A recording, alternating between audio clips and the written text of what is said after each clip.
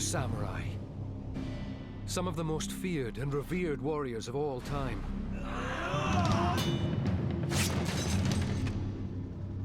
Now, remains from samurai mass graves are casting an extraordinary new light on these legendary fighters.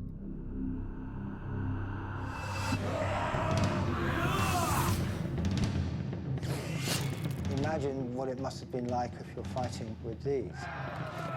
Men were being cut down among the smoke and the flames. The arrows probably penetrated into the brain matter, so that's a lethal injury.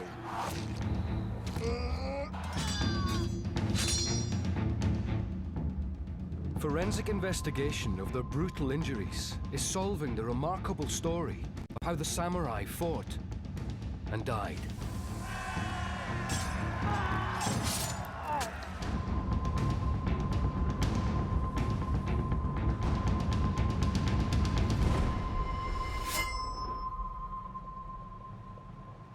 "48 kilometers south of Tokyo lies the coastal town of Kamakura. Here, 15 years ago, bulldozers digging the foundations for a car park make an astonishing discovery.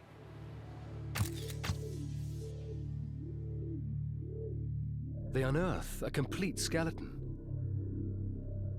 They find more. Not tens or hundreds, but thousands. The discovery of a mass grave.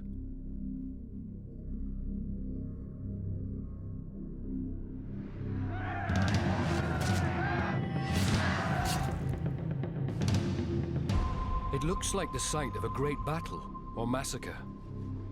Scientists at St. Mariana University School of Medicine near Tokyo examine skeletons from the mass graves. 体数としてはもう3000体以上で、でもすごい傷を負ってる人骨はいくつか出てます。Mick Wazocki, a world expert on battle-scarred skeletons, joins the investigation. The big questions: what happened to these bones and why?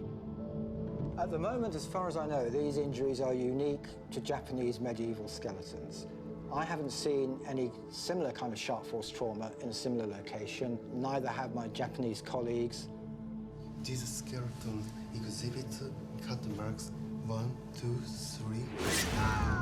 From behind? Behind. Some very strange cut marks. Yes. Finish them off. Finish.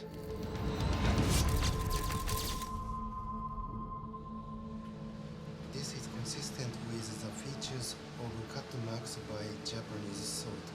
Katana. Katana. Katana. The katana, legendary sword of the samurai. Like the European knights who live and die at the whim of their king, the samurai pledge allegiance to their feudal master. The team explores a startling idea, that the skeletons connect to a major event recorded in a written chronicle of the time.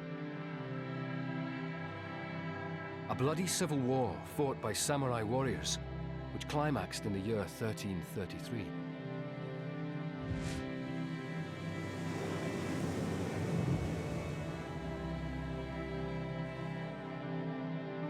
On one side, based in Kamakura, the shogunate, a military dictatorship headed by the Hojo family.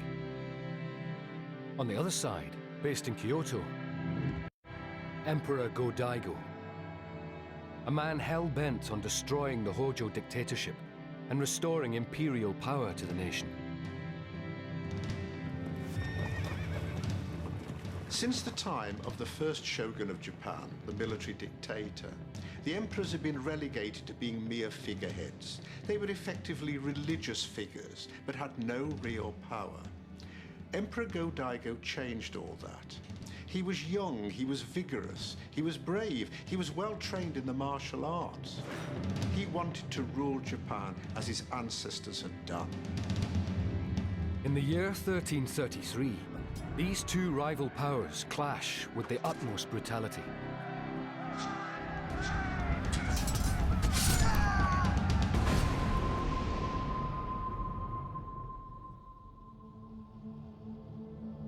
Two distinctive skeletons immediately stand out. The experts believe the location of these skeletons in the mass graves indicates when they die.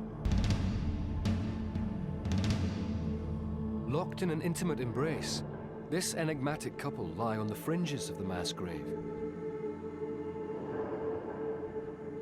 That suggests they perish in the first stages of the war. This is a very evocative assemblage. What we have here are two skeletons that were buried together in one grave. This individual's bones are much more slender. This individual is much more robust. So this is a male, and this is a female. The remains of a man and woman, lying together in a lover's pose, is a mystery 7 centuries old. We've also been able to determine that they're both of similar age, probably between the age of 25 to 35. Possibly they died pretty much at the same time, perhaps side by side. This could be husband and wife.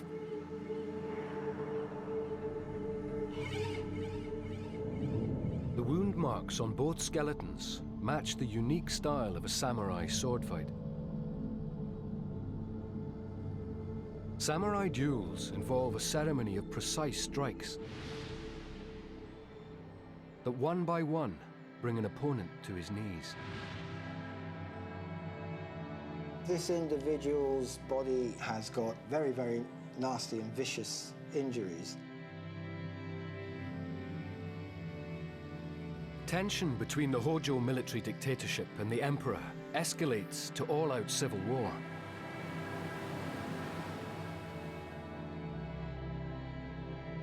This Hojo samurai, his wife, and most probably their child, live outside the Kamakura stronghold.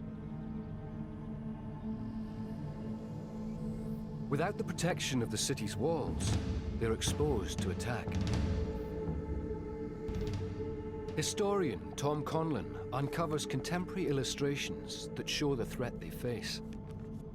This image shows a night attack, and I think what's remarkable about this is because you see a depiction of a very intense encounter forcibly entering the house and attacking this family.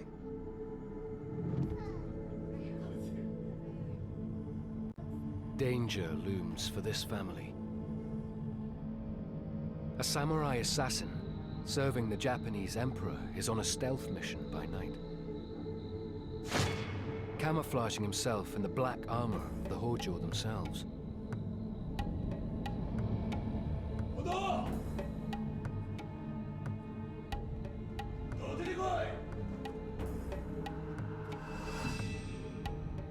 We know that they didn't die in an accident because they have some very, very nasty and vicious injuries, particularly the male.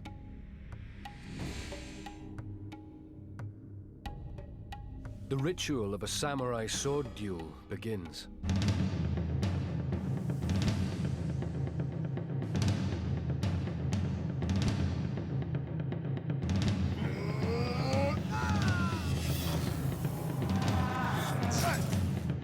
It's a very stylized, ritualized type of fighting, and very brutal as well.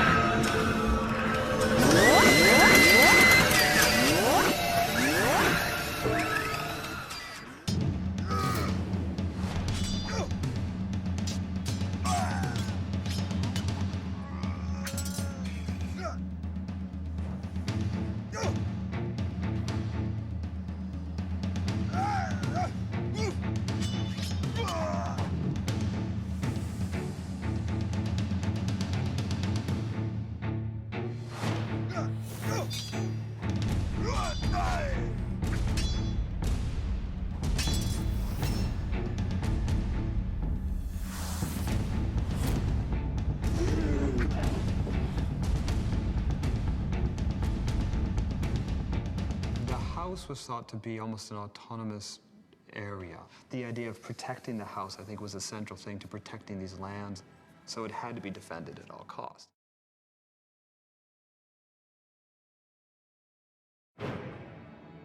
Fighting to protect his family.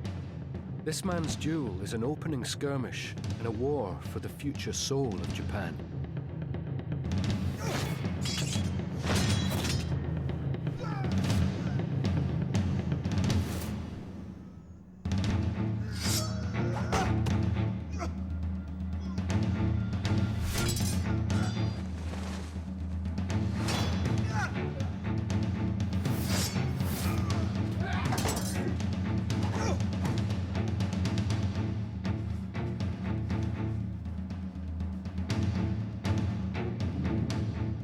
The Hojo samurai suffers his first wound, a katana blow to his left arm.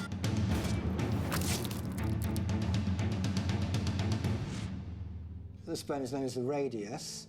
It's the bone that runs along this part of the arm and joins into the thumb. And he has a series of very deep gashes. This is sharp force trauma inflicted by a sword, and these are very heavy blows that have cut through soft tissue and sliced into the bone. Cutting through the Hojo samurai's arm and deep into his bone. It's a classic defensive wound. Slashes to the defending arm render it useless, but aren't lethal. The Hojo samurai battles single-handed.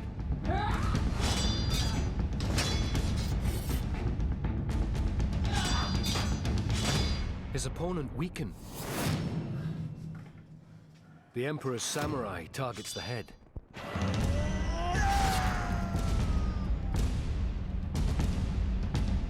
This looks what I'd call overkill. You can see here a series of cut marks. He's had a number of blows to the top of the head, which again was part of the fighting style. It was quite common to rain blows onto the head. Again, none of these are going to be killing blows. They're going to cause a lot. They're causing a lot of damage. There's little bits of bone flying out as you're being struck. You know, you can be pretty concussed. Blood is going to be pouring down, but that's not necessarily going to be lethal.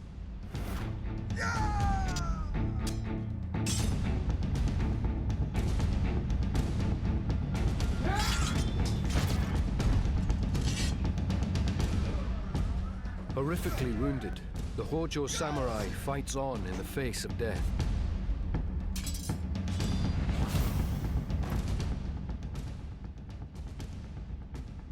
Forensic archaeologist Mick Wysocki focuses on the blows that end the samurai lord's life. We can also see from the pattern of cuts, this final cut here, that pattern is reversed. So it looks very much as this individual, after a number of blows rained down onto his head, had perhaps turned around, and there's another blow that's gone to the back of the head.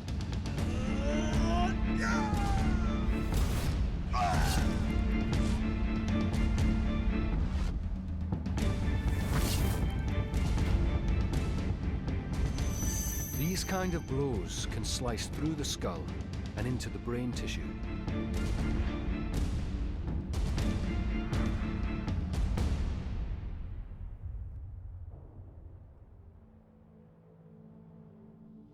Oh,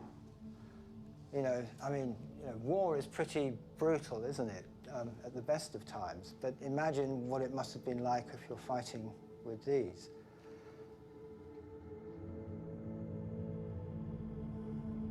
The forensic examination of the Hojo samurai's skeleton exposes a cruel truth about his death. There's very little ante-mortem trauma.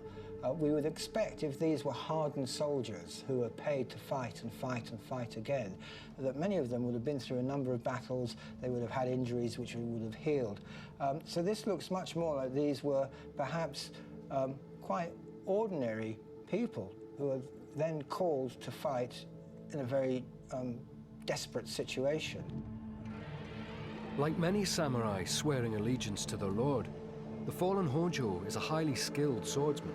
but not a professional soldier.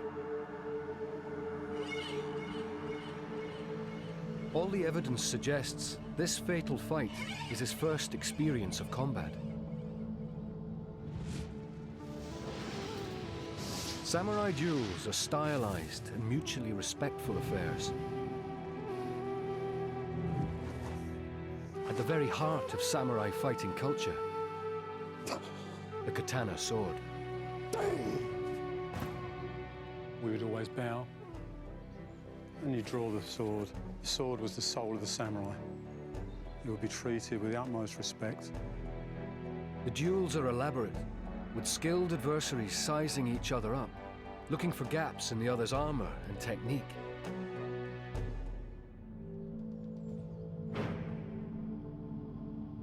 As a strike comes in, I deflect once, and he's so fast he moves back into position and strikes again, which I deflect.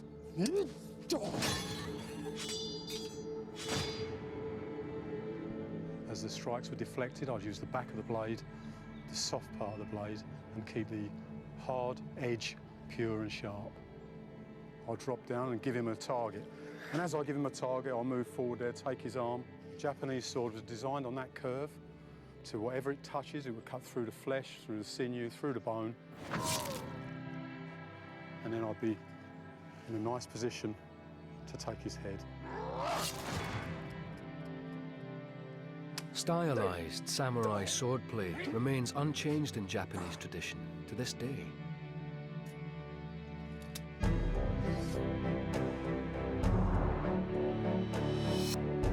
"700 years ago, the precision engineering of the samurai katana is light years ahead of any other bladed weapon in the world.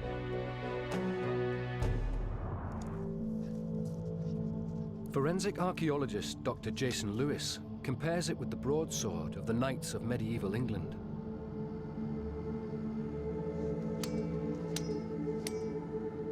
So here we see something that's quite characteristic with the European broadsword, which is having a very wide and shallow wall to the cut mark and producing very large flakes that come off. And there, as expected, the broadsword broke the bone in two. The blade is heavy enough and thick enough that it produces blunt force trauma and is strong enough to break a cow's thigh bone. Lewis now wields the far lighter and more controllable katana. So as we can see here, the marks are very long. The walls are much straighter because the force of the katana blade is being directed directly into the bone.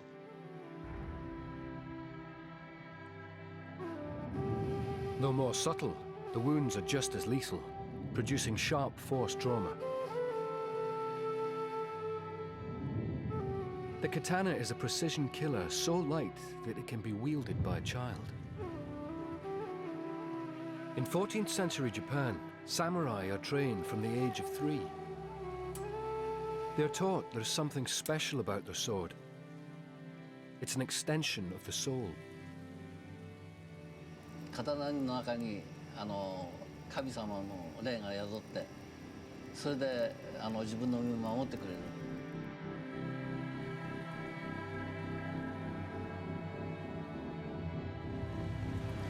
At their farm on the frontier of Kamakura territory, the wife and son of the slain Hojo samurai need God on the side of their sword.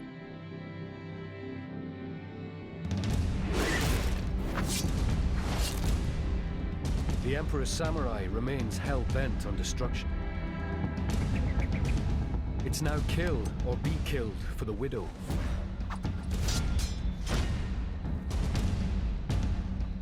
The samurai woman is fighting for her house and child.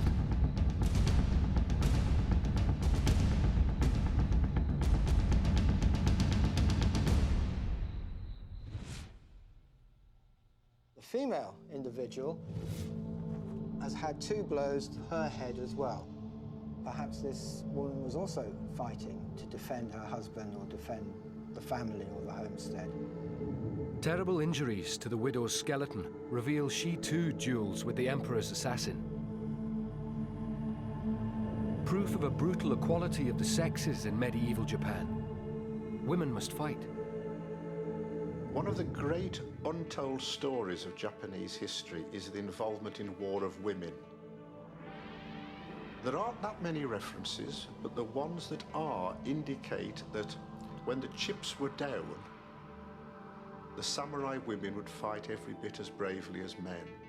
There was not the gender distinction that women were thought to be as civilians or non-combatants. If you were part of this warrior family, I believe that both men and women were in some ways almost equals. They may not have been motivated in the same way by the loyalty to the clan or to the shogun, but they were defending their homes. And all women in Japan of the samurai class were trained in the use of weapons just in case. With her husband dead, the samurai woman takes up the fight.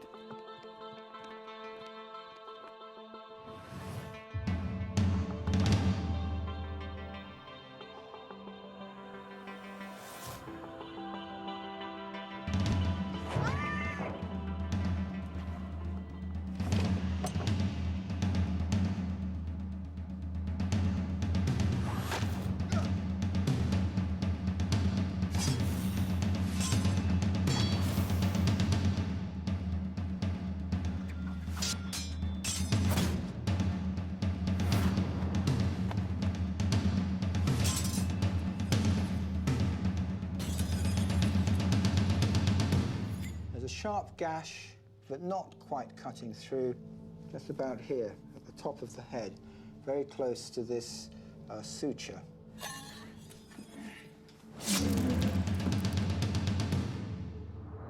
And another very deep gash here on the occipital bone. There's no healing at all, so we know that these blows happened very shortly before they died. So there's every intent to destroy these people.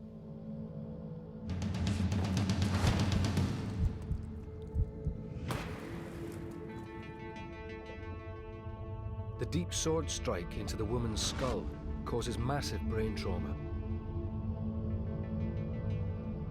Like her husband, she dies within seconds.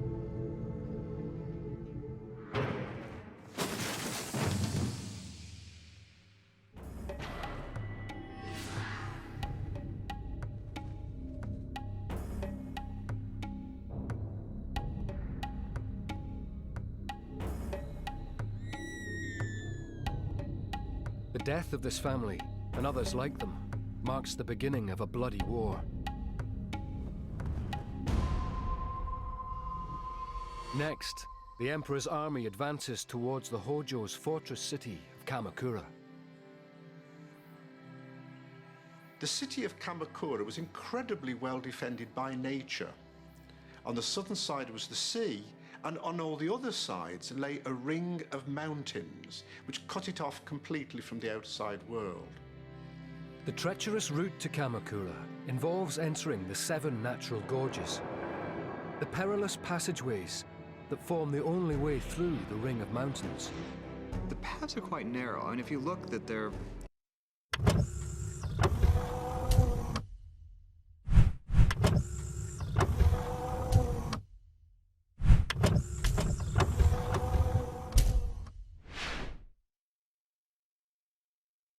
we would call it just like a hiking path. And you see that they're coming through a gorge, and you could have warriors that would be above there shooting down at them. The Battle of the Gorges is about to begin. This skeleton appears to be an early casualty. Buried alone, but close to a mass of bodies in the war grave, scientists believe this man dies as the civil war intensifies. This is a very interesting skeleton, very enigmatic skeleton, buried in a single grave on his own. So that could suggest that there is something a little bit special about him. We know that he's broken his leg when he was much younger.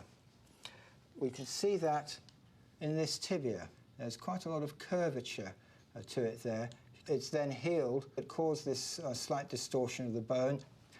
This bone is also significantly shorter than his left tibia. So he would have had a limp as he was walking.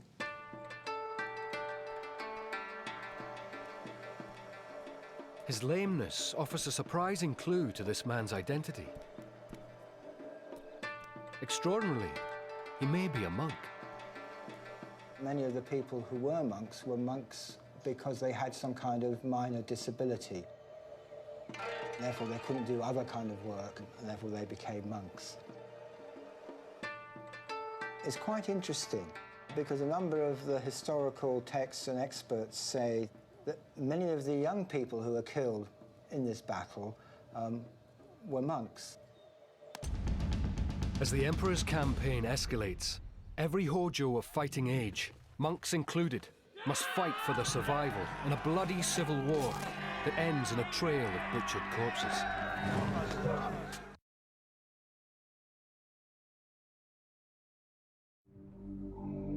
Scientists examine a skeleton that suggests samurai monks are caught up in the heat of battle.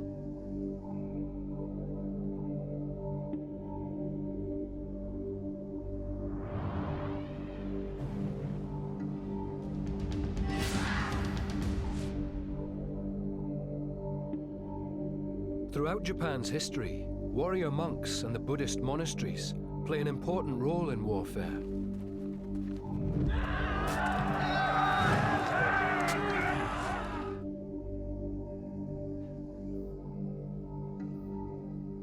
The written histories of the time refer to monks casting battle spells.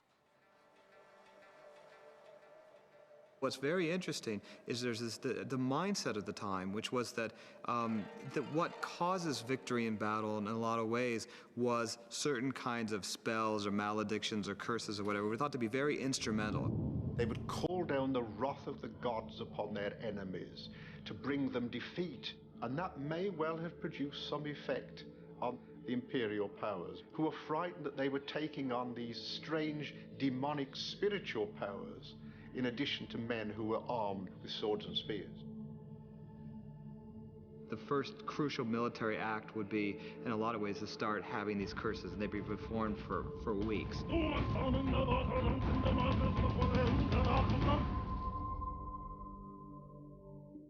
There's also written evidence that in times of crisis, monks go into battle.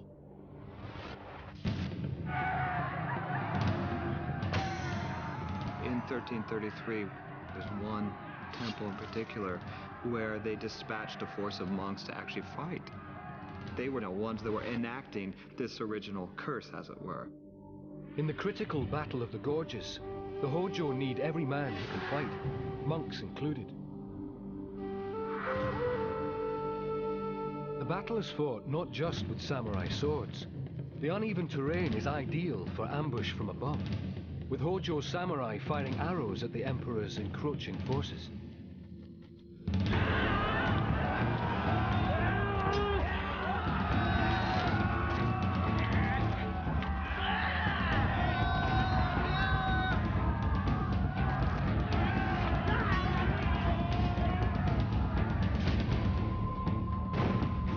Accounts of the time tell of brave Hojo fighters holding the Emperor's army at bay. The attackers pressed forward with fresh men, time after time. So great were their numbers. The defenders held stubbornly in many engagements, so vital were their strongholds. Thunderously, their battle cries and shouts on the three sides jarred the heavens and made the earth tremble. The Taiheki Chronicles.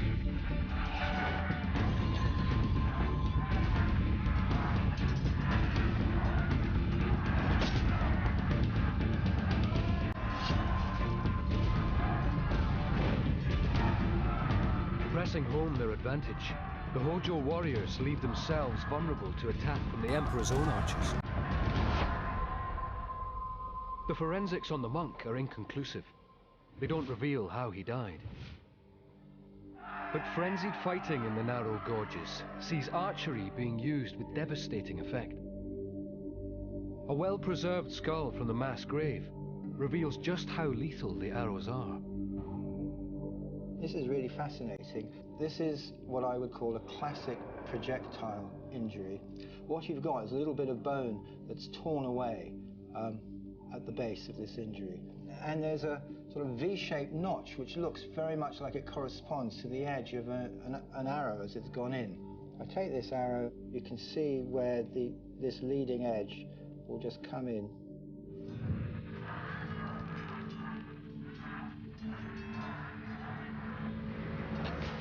And it's actually come in this direction. This samurai may perhaps, move it, trying to even dodge the arrow, so it's come in at an angle rather than coming in at 90 degrees.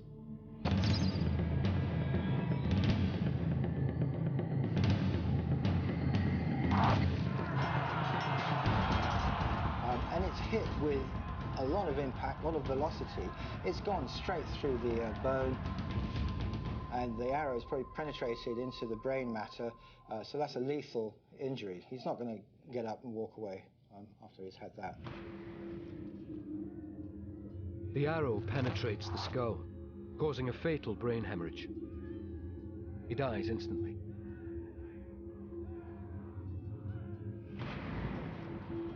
But his death is not in vain. The Emperor's army fails to break through the gorges. But there is one further way to strike at the heart of Hojo territory.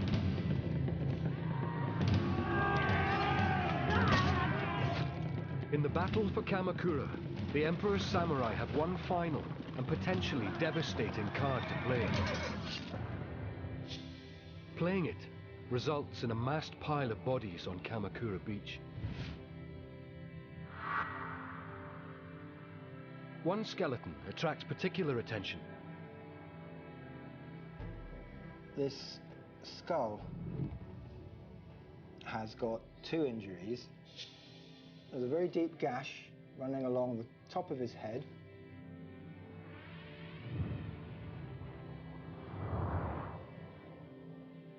But there is another blow to the back of the skull.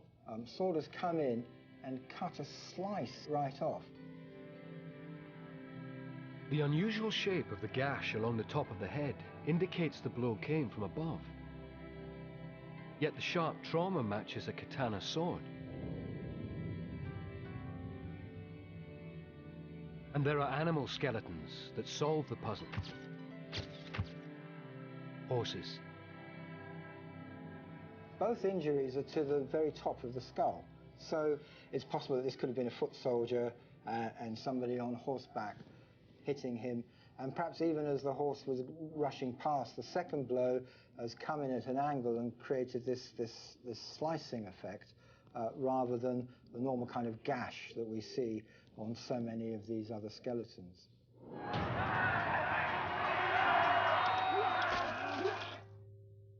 The injury to the top of his skull has all the characteristics of a samurai katana blade cut.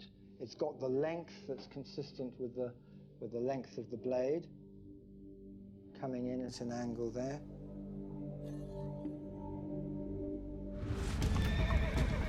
Horses are ineffective in the confined terrain of the gorges. But in the final phase of the Civil War, a chance of nature allows the Emperor to unleash his powerful samurai cavalry on a weakened Hojo army. In the year 1333, the Kamakura coast has an exceptionally low tide. The crucial moment in the fight to gain entry to Kamakura happened when the tide was far enough out to allow the Imperial army to go round the rocky cape that stretched out into the sea and effect an entry into Kamakura from the southern side, in other words, from the direction of the sea. The retreat of the sea opens the way for the Emperor's cavalry to charge.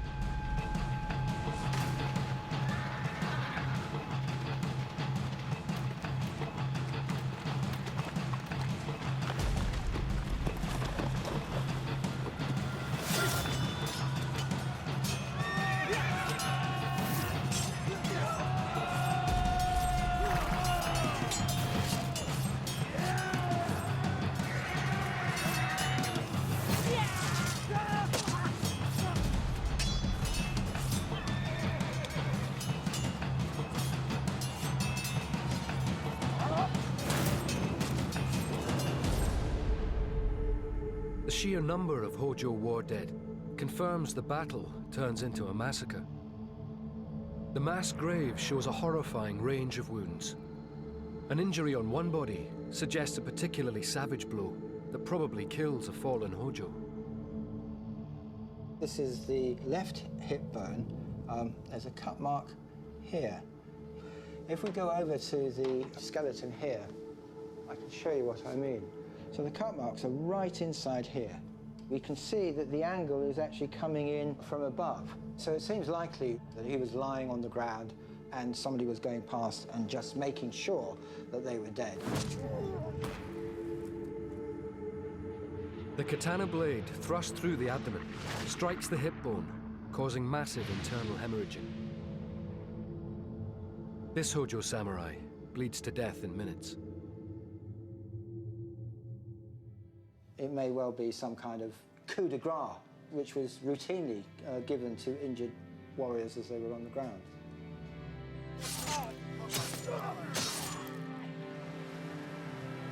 The dramatic accounts of the time describe a sea turned red by slaughter. Assuredly was this a battle to decide great things, one such as would make it known generation to come whether those who contended were brave or cowardly. The Taiheki Chronicles. More skeletons from another mass grave reveal how brutal the final slaughter becomes.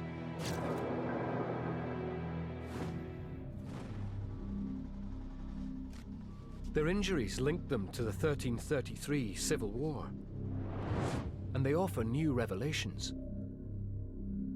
Two in particular arouse the curiosity of the forensic scientists. The largest mass of bodies from the slaughter on the beach includes broken bones and heads. Yet two skulls sit alone, and their cut marks are unusual. Both of them were decapitated with blows to the back of the neck. We know that he's decapitated because we can see here on this third cervical vertebra, there's a cut right through the body. It's very smooth, there's a very clear straight line. You can see that some sharp instrument, very likely a sword, has come through at an angle.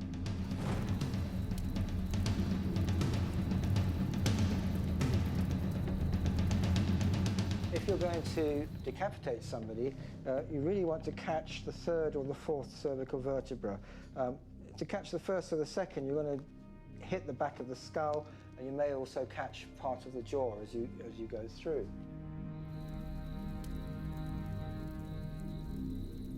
In the individual that we're just talking about, the blade has come through from the back at an angle and has cut the third cervical vertebra, but sliced that off as it's come through. That's classic decapitation. Perhaps the person may have been alive, may have been captured, may have been in a, down on his knees with the head bent down, so that the sword can come in and very cleanly decapitate.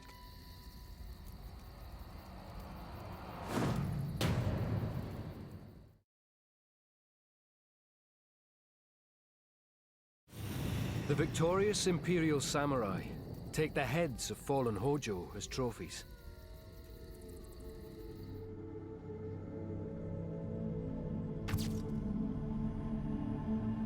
This macabre battle rite leaves more than 500 beheaded skeletons buried in the mass graves. The best way to prove that you've disabled an enemy is to bring back their head. Because if you have the enemy's head, then you can prove that this person is dead. The two decapitated skulls under examination, however, lie separate from the mass of broken bodies. Mick Wazoki pieces the evidence together. These two skulls were found together. This is an older individual and this is a rather younger individual. We can see that because on this skull, the cranial sutures are fused together and they're starting to obliterate and bones just growing over those, and that's a sign of a rather older rather than a younger individual. This individual is of a reasonably young age because there's very little wear to the molar dentition, which ties in quite nicely with some of the historical documentation, which says that often there would be a master or a senior samurai with a younger lieutenant or somebody who is, perhaps in training to eventually take over this senior position.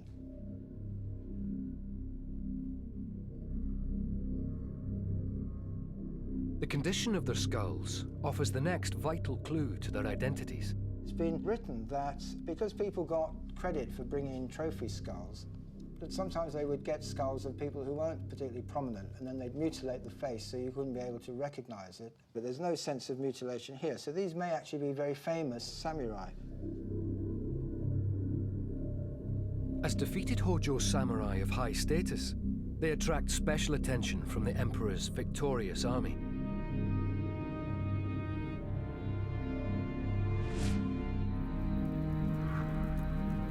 On their knees, these two distinguished Hojo face a ceremonial execution.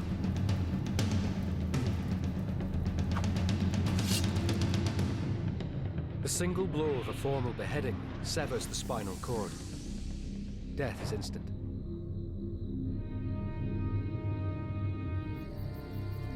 The skulls of high-ranking Hojo samurai, formally executed, is evidence of an unusual battle rite observed in medieval Japan. There's one other tradition that's not generally known.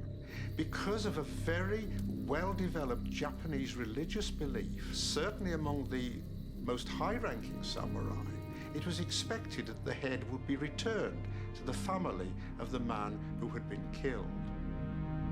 The execution of Hojo samurai leaders marks the end of the Battle of Kamakura Beach. The city now lies at the mercy of the victorious imperial army, and the emperor's retribution is ruthless. The Battle of Kamakura ended in a bloody, burning inferno.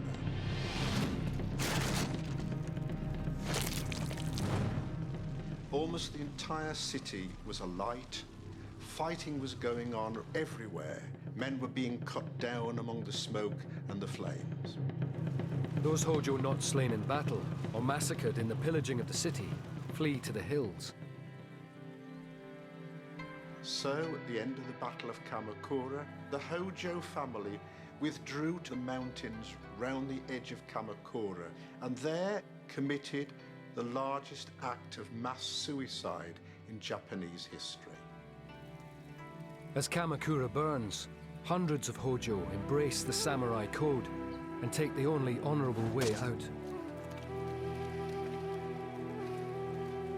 One of the best known traditions of the samurai is the ghastly ritual of seppuku, which is to commit suicide by cutting your abdomen open using a sharp dagger. This was well entrenched in samurai history, and an example that every samurai knew he would have to follow in order to save his honor when he had been defeated in battle and death was certain. The fall of Kamakura wipes out the Hojo shogunate. Emperor Go-Daigo seizes power and stands as the undisputed ruler of all Japan. Sudden transformation and the sort of overwhelming destruction of Kamakura is something you really see at no other time in Japanese history. With the complete destruction of the Hojo family, Emperor Go-Daigo had achieved his objective. He could now reign as emperor just as his ancestors had done centuries before. We tend to think of battles as places where there's great heroics, but there's also great human tragedy.